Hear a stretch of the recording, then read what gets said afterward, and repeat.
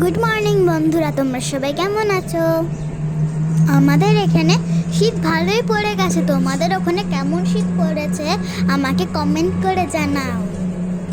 বাবার বানানো ডিম পাউরুটি নিয়ে আমরা চলে যাচ্ছি বগুড়াতে আমার ডান্স ক্লাসে।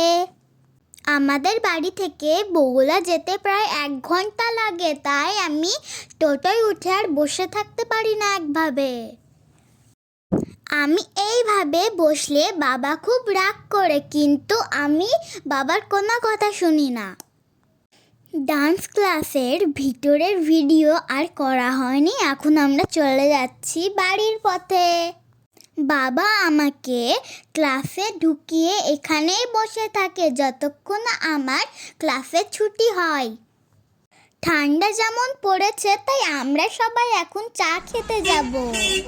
এই দিদুন খুব ভালো চা বানায়, তাই আমরা মাঝে মাঝে এখান থেকেই চা খাবার সারি।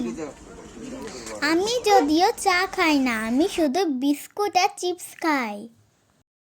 আমার জন্য এই বিস্কুটটা নেওয়া হচ্ছিল, কিন্তু আমার এই বিস্কুটটা ভালো লাগেনি, তাই আমি আমার পছন্দের মতো অন্য একটা বিস্কুট নিয়ে নিলাম।